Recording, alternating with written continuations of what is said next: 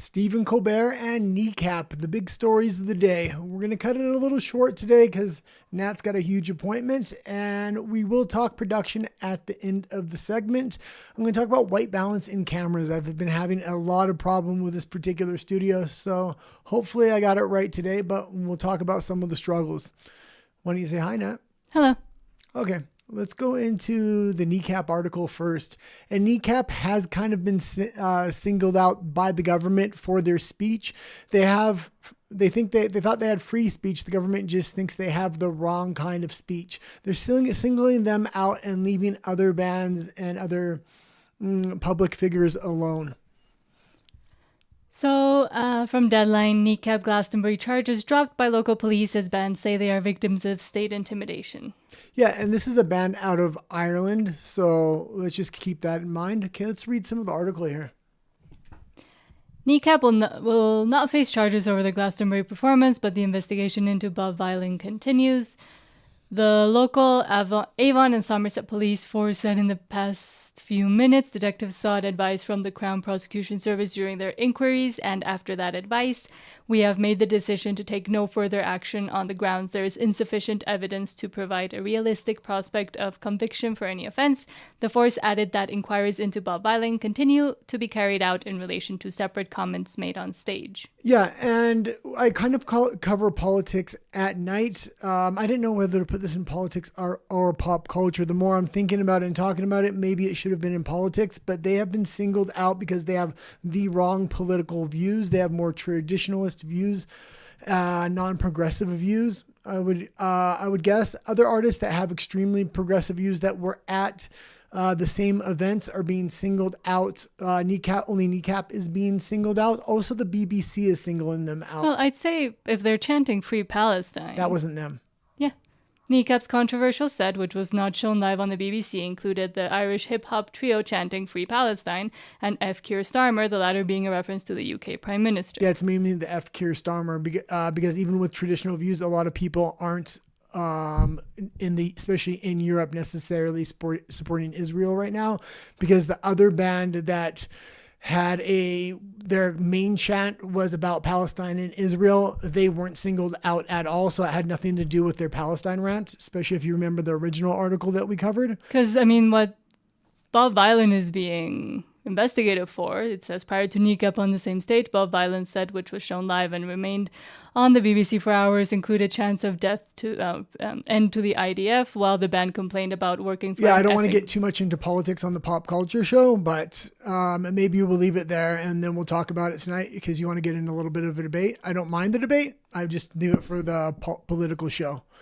The censors are pretty heavy on YouTube lately. Okay, let's go into the next article since you destroyed me on that article. I did not destroy you. I'm just saying... Well, no, I don't want to get into a political discussion on the afternoon show. I've told you that a few times. Fine.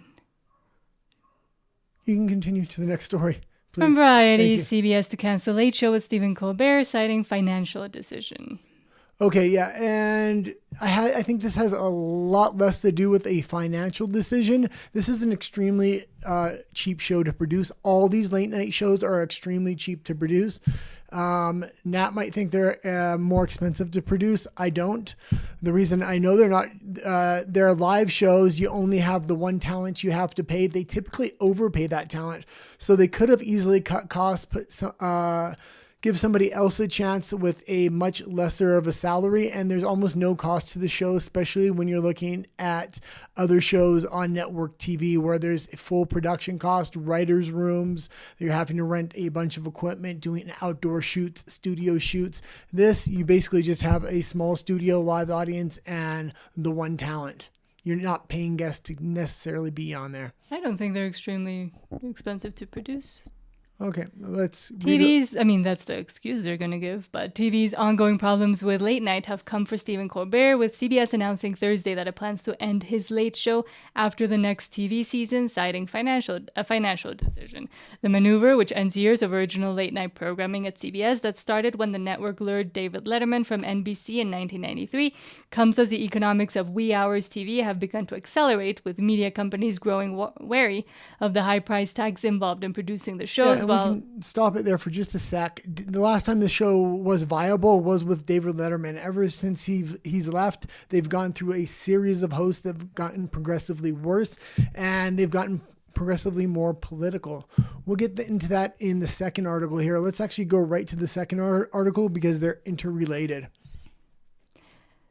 also from Variety, CBS canceling Stephen Colbert's Late Show is an end of an era for television and a chilling sign of what's to come. Yeah, and I'm thinking all these late night hosts must be up for cancellation at this point. They're all extremely progressive and highly political. And that's the problem. These late night shows married themselves to politics over the last decade. And the only way to unmarry themselves is to cancel the show or possibly get a different host. But even then, their reputation may precede them. Okay, let's go into this article just a bit. And this is a much more interesting article than the first one. The first one was kind of to set this up.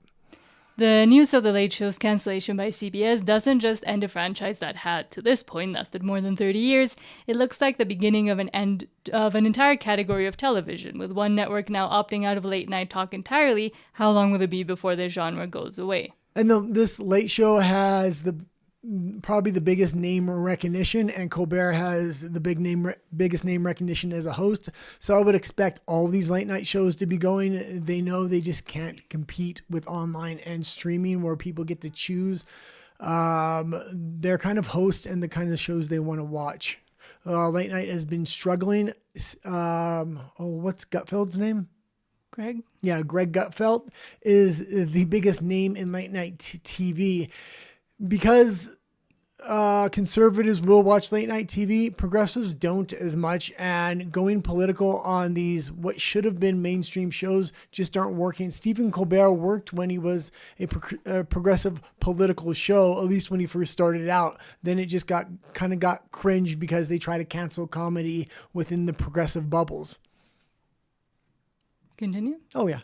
CBS announced the cancellation nearly a full year before it is to take effect, making current host Stephen Colbert a lame duck of sorts. He will continue hosting the show through May 2026, at which point it will simply disappear. Observers have noted with interest that Colbert has lately been especially critical of CBS's parent company Paramount. While this may have made him less beloved internally, the trend lines on late night have been moving in the wrong direction for some time. Okay, and there was also that merger, wasn't there? Well, yeah, there's the merger, but they can't just not speak politics. All these late night hosts, it would be an easy transition to go back to a moderate crowd, but they're not willing to do it. They're just, even when they try, eventually they just break down, and it's in their very nature. I would expect Jimmy Kimmel to be the next. Jimmy Kimmel just cannot leave politics out of his late night show. Even when he has a guest host, he picks somebody that's going to talk politics. Okay, let's go into, I believe Christopher Nolan's actually the next article, and this is an update within one day of the Odyssey. So from The Hollywood Reporter, Christopher Nolan's The Odyssey sells out in IMAX 70mm a year ahead of the film's release. Almost all tickets were snapped up within an hour of going on sale at midnight Thursday Eastern, prompting a resale market as high as 300 to 400, sources tell Hollywood Reporter. Yeah, these are great headlines for this thing. I said this was a potential good idea, especially if they have a full marketing strategy for this being the first of that marketing strategy. This film is still in production. I'm not sure if they're just shooting or they're in editing when they talk about it still in production, but the fact that they're able to sell out theaters a year in advance, this is quite the feat. A lot of new movies have trouble even selling out on opening night with a full advertising campaign behind it. This has had no advertising campaign. This merely has the trailer and Christopher Nolan's reputation from the last movie with the bomb. What was it called? Oppenheimer, because he did everything with a lot of real effects. This is the kind of movie that lends itself to it. So if he takes the same attention and detail to this movie that he did Oppenheimer, I'm expecting big things. The trailer looks good. So I know we had a little bit of a disagreement yesterday about this not being the best option to sell a year in advance, but it looks like it is turned out fantastic for them. What are you looking at there? Oh, I'm just noticing that you're not all the way up to the screen. Yeah, I know. I just want to leave it like that for today. Okay. Okay, let's read a little bit about this article. This was really surprising because it sold out. Yesterday, they published the story about they're going to have pre-sale tickets. Already today, they've sold out. Well, that didn't take long. A full year before the release of Christopher Nolan's epic The Odyssey, tickets went on sale to see the Universal event pick film in IMAX 70mm film, the filmmaker's preferred format, at 25 or 26 locations over the July 17 to 19 weekend, in addition to Thursday afternoon screenings on July 16. Nolan's take on the classic Greek myths, starring Matt Damon as the eternal hero Odysseus. And we'll leave it here for a second. Matt Damon was the right character. He appeals to a mainstream audience, both the left and the right. So there's no early political cancellation with the casting of this. This would have helped sell tickets along with Christopher Nolan. I had another point to say. Anyway, keep reading. I'll remember it.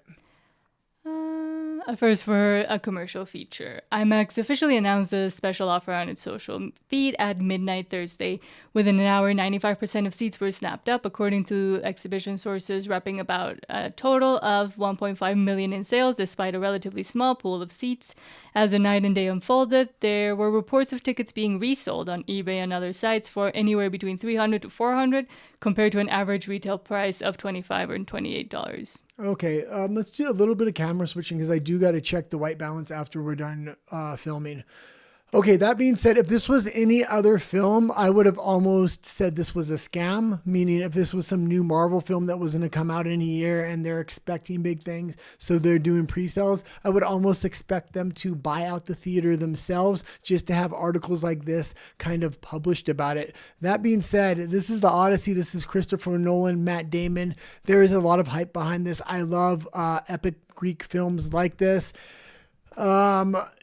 It's the CGI that can kill movies like this. The difference even between 300 Part 1 and 300 Part 2, both had a lot of CGI. One was just done well. One was done horribly. And it really looked, the second one looked really cheap. The difference between Gladiator 1 and Gladiator 2, again, the CGI differentiated that. So even if they make a good movie, if they have bad CGI, it could ruin the movie. That being said, this is Christopher Nolan. He does know how to use CGI very sparingly, at least in his previous films. So I hope that's the case here as well. I will definitely be going to see this. If there is pre-sales or pre-showings of this in Mexico City, I will be there. It's still a year out, so maybe don't get too excited yet. Also, when a movie has this much hype behind it, I'm very often disappointed. Let's go into the next article here. And this was about Judge Dredd and who's going to direct it next. From Variety, Taika Waititi to direct Judge Dredd movie. Yeah, and if this is the case, I'm not expecting too much from this movie. I liked Judge Dredd, the original, when it was Sylvester Stallone, but Sylvester Stallone really kind of carried that franchise. It hasn't done much since then. This would definitely be the wrong direction, and again, it would be another dud of a Judge Dredd movie. The primary casting of whoever's going to be playing Judge Dredd is going to be pivotally important to this. Let's read a little bit about it. Taika Waititi, the Oscar-winning filmmaker of Jojo Rabbit and 2 Thor movies, one of them ruined, has said... Oh, 1 second. Yeah, maybe the audience doesn't know, but he has a reputation for ruining movies. Has said sights on his next project. He's attached to direct Judge Dredd, a feature film about the British comic book character. Variety has confirmed Drew Pearce, known for Fall Guy and Mission Impossible Rogue Nation, will adapt the screenplay. The project doesn't have a studio attached and is being shopped around Hollywood.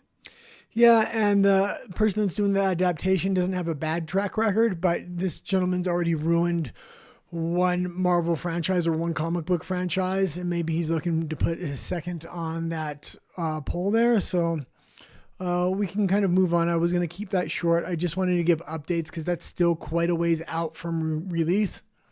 And Rafa says hello, so hello, Rafa. And also that he says that the second Judge Dredd movie is awesome. Okay. Was that the one in the big apartment complex with the female from 300? She was the main character in one of them, I know. It kind of focused around, or she was the main villain. Okay, let's go into the NPA. From Deadline, PBS, NPR, and public media set to lose federal funding as package of spending cuts clears Congress. Yeah, and this is just kind of an update. It looks like this is finally going to go through. The last thing is for Trump to sign the bill. There's no reason he's not, because he was the one pushing this entire thing forward. Now, if we go into NPR, I specifically looked at some notes on NPR today. I went to their YouTube site. They do have 11.5 million subscribers. And the thing is, I went into the videos to check that those were real subscribers. I don't know if they have necessarily 11.5 million, but they did have quite a bit of interaction, likes, things like this. A lot of times when these big news organizations buy subscribers, they'll have no interaction on their actual videos. NPR actually does appeal to a much older demographic that maybe are starting to transition into YouTube. So they do have a good subscriber base. They're not going to be able to survive without any government funding. They have big salaries at that company. And if they do want to survive, they may need to turn into a nonprofit or find people that want to do for the love of news. They're also not going to be able to broadcast on major radio and TV. They may need to go into digital media now, exclusively publishing online if they do want to survive. This would be a chance to kind of revamp them if they can become a lot more moderate. On our night show, we talk a lot about NPR. They are extremely biased, and they really did, and so is PBS, but they did need defunding. So this was good to see. This isn't necessarily going to put them out of business, but because they are so mismanaged and they got a lot of pride, I don't think they going to be willing to suck up their pride and just start trying to compete on YouTube and things like this, or alternative platforms such as online, especially if they're getting destroyed by people like Tim Pool and alternative media. Let's go into... Rafa says that dude whose name I'm not going to spell, Taika Waititi, I'm guessing, has the talent to make either awesome stuff or horrible trash. And yes, with Thor, the problem was the tonal shift that didn't fully fit, and then it was way more evident in the second one. Well, the first Thor was so good too. That was the point. I didn't like the first one that much, but I like Thor elsewhere. But the fact that he tried to bring Thor even further than where the comic books were bringing him with that shift in tone, yeah, I think that's what turned people off. Yeah, the very first Thor I like because Chris Hemsworth came out of nowhere, and I really did look at him in that first Thor movie like, oh, who's this guy? He could kind of be the new action hero or the new Arnold for this generation, and he just allowed feminism to dictate his roles and a lot of his characters. That first Thor came off good, but everything since then just really hasn't either hit the mark or hasn't been masculine enough as a character. I think Chris Hemsworth has done many too much feministy movies. Well, he's allowing feminist scriptwriters to take masculine roles and put a lot of feminism in there. If you look at what happened to the story arc of Thor and things like this, the original Thor was very masculine, and then it became Natalie Portman. Yeah, it's just crazy. And the character itself went away from masculinity, becoming this huge joke character. I was just very disappointed in the career path of Hemsworth. It's not as bad as it could have been, but just bad role selection. Yeah. Well, there was no Loki, so he got completely destroyed. And we are having a shorter show tonight because Nat does have an important appointment. I might finish the stream by myself once we get into the production talk. We only have a couple more articles here. Okay. So from CNBC, House sends bill regulating stablecoins, a type of cryptocurrency, to Trump.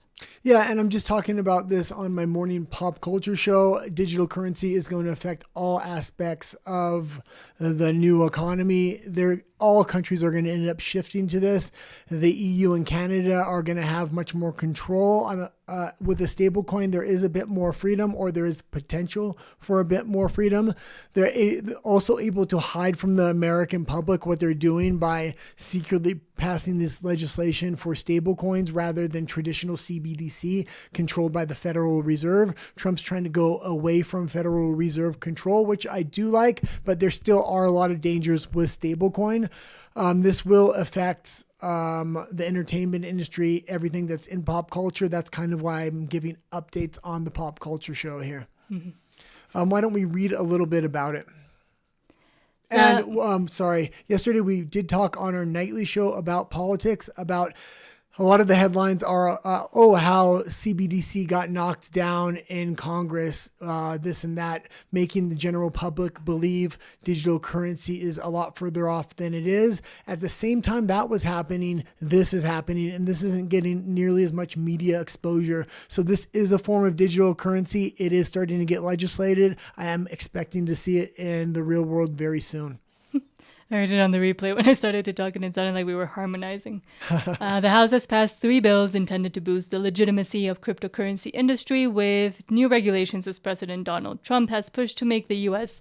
the crypto capital of the world. One of the 3 bills, legislation to regulate a type of cryptocurrency called stablecoins, has already passed the Senate with broad bipartisan support and will now head to Trump's desk.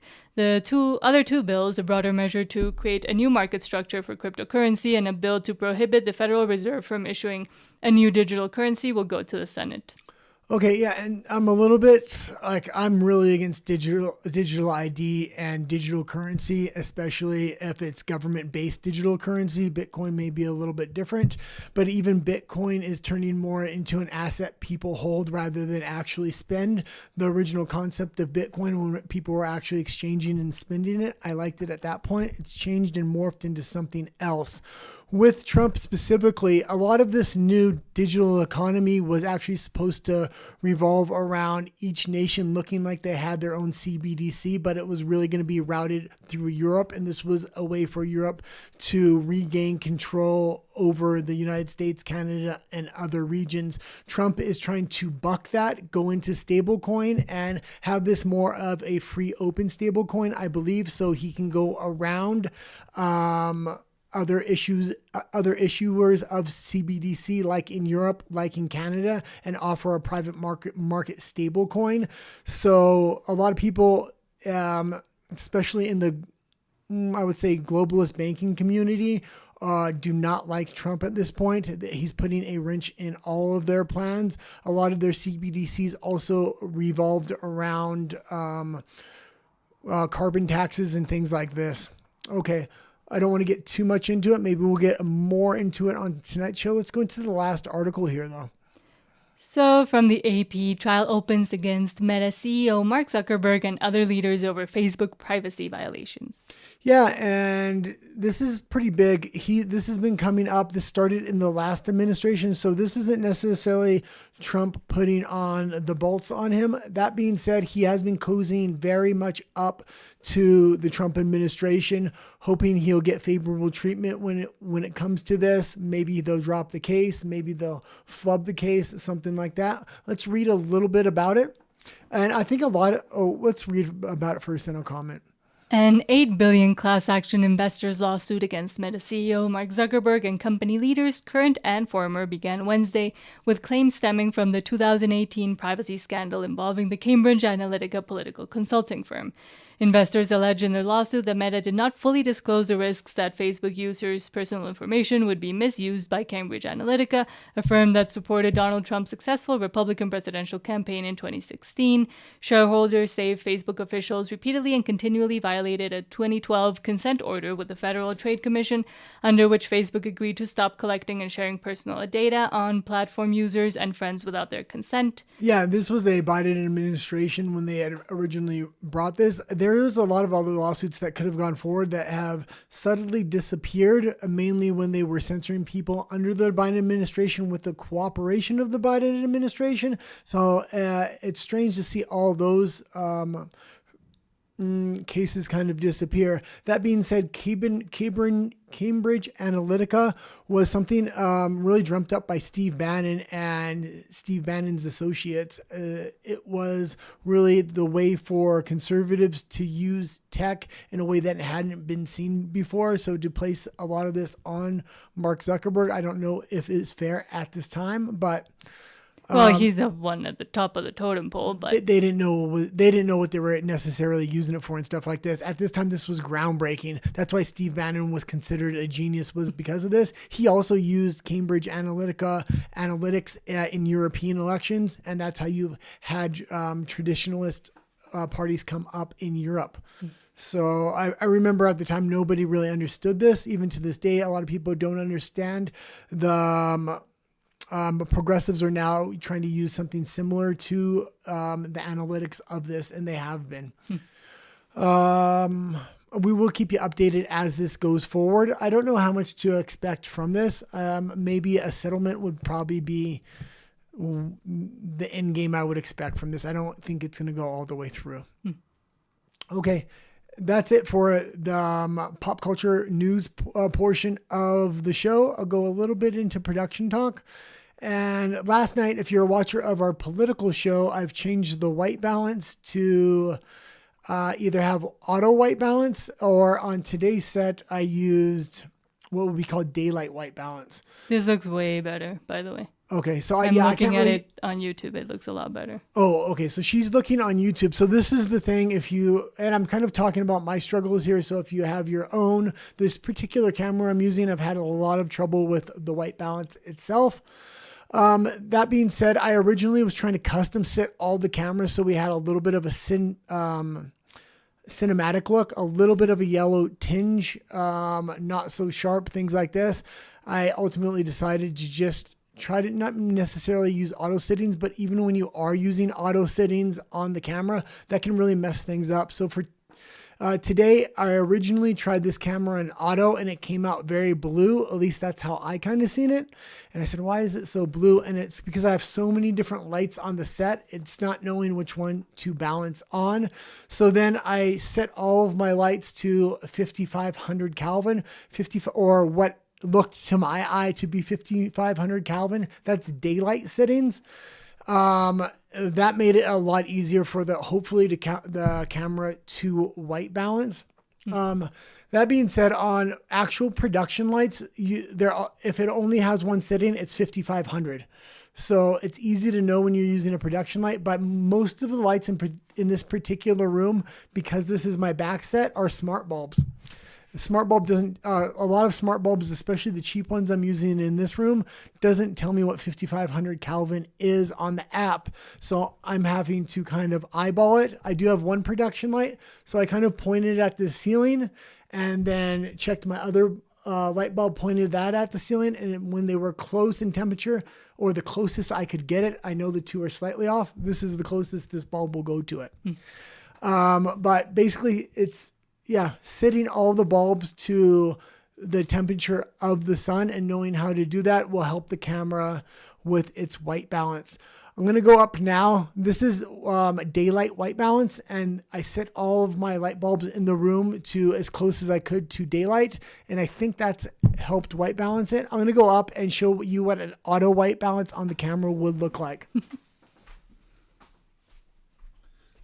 So you can keep talking here. And yes, I'm always complaining that I look too yellow, especially when I'm re-editing. I'm having to really change it because of that yellow tint. But we are using all Fujifilm cameras, but at the same time, one of them has a different sensor to the others. So it also makes it a bit more annoying when editing, but it's not as noticeable to the naked eye, only if you're hyper detailed. Oh yeah, you look blue. Okay, so I can't. Oh, also, there's another thing I'll talk about here. So this is auto white balance, and this is the thing about auto white balance. It's not knowing what to white balance on. So if I changed all of my lighting to around 5500 color temperature, when I did set it to daylight white balance, it got a correct white balance, or at least as close as I'm going to get it. The reason she's telling me I look blue and I don't know I look blue is because I'm using a PC monitor to my side, which has my notes, my articles, and then it has a picture of the camera at the top here so I can see it. This is good for framing, but the monitor itself is not particularly color balanced. So I don't ever know if I'm getting the right colors until we actually stream. Then she can tell me through YouTube. This is also why Apple products are so good.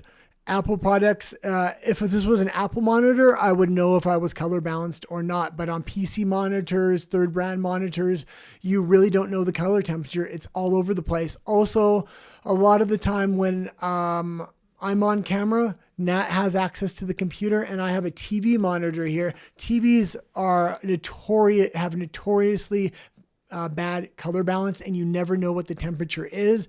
I do have my phone here, so yeah, I can kind of see here what the temperature is. That is a little bit of a trick. I'm going to go back up and change it back to daylight white balance. And it's not that Apple is better with color profiles. It's that on PC, it's a lot harder to get those color profiles to where you want them. Although if you are using Apple, especially to edit, you have to be very careful to make sure what monitor settings and color profiles you have, but also that you don't have it set to go to like anti-blue light setting that they have, that sunset setting they have, because it makes everything yellow. So when I was first starting out, it's going to sound dumb, but I didn't realize that when I was editing at night, everything looked more yellow. So when I was trying to counteract it, and this is like years ago, when I was trying to counteract it in the daytime, it looked all weird because it was thanks to the monitor changing its settings by itself that my editing ended up looking weird, but now I've learned. Yeah, it's very interesting because it might sound like I'm gibbering on about white balance and all this stuff, and most people aren't probably trying to do a YouTube channel or things like this, but every single little aspect of production is the same way. If you put it in an auto, very often something can go wrong or something changes, and so you really want manual settings as much as possible. White balance is one of those things that, man, it was really just for over a year I've had problems with it. I'm finally starting to get it right and just saying, you know what, rather than getting the best image, I'll just get a good standard image. And once we go into editing, if we're publishing videos, we'll get a better looking video. But for lives, a standard image is probably going to be best. Mm-hmm. When you're publishing videos that you're going to edit, it's a completely different skill set of when you're going live.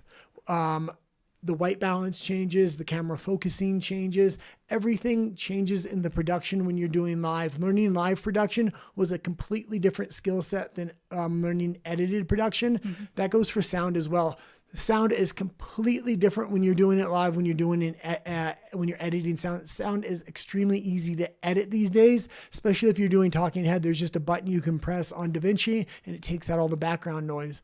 With this, if there's a slight echo, I'm going to hear it. If the microphones reverb to each other or there is an echo there, or if I don't have the settings exactly dialed in on the mic, you're going to notice on the live. And when you're doing edited work, it's very easy to fix any mistakes you have. You have to do everything perfect when you're doing it live. And that's why I have a lot of time. Very often I have trouble focusing on what I'm saying because I'm doing so many different checks in my head if something's going wrong. And for edited videos, before for us, for me, it used to be a lot easier because we were shooting in F-Log. So the color grading was completely up to me. Now, by cutting from the lives and having to not record it in F-Log, number one, because it would take too much memory out of the cameras, but also because we use an ATEM. So we just record everything on ATEM 1080p. It makes it also a bit harder to, get the image I want, but it's the sacrifice to make if we want to have more time to continue perfecting others. Yeah, if you're shooting in RAW for edited videos, you can change the white balance, but you can't shoot in RAW when you're doing live. And then we're recording the image that we're shooting here, and they're much smaller files, so they're easier to work with. We have to get everything right in camera. Yes. Okay. Well, I'm going to wrap it for today. That was a little bit talk on white balance. Sorry if it was a little bit boring. Maybe I'll talk a little bit of sound tomorrow. Okay. And on Monday. Rafa says, going to a meeting. I'll watch you later. So thank you. Good luck on your meeting. I got to go to a meeting too. Okay. Adios. If you haven't subscribed, please do so. We're trying to get to 1,000 subscribers. We're almost at 300. Adios. And we'll see you tonight, normal time and normal length as well.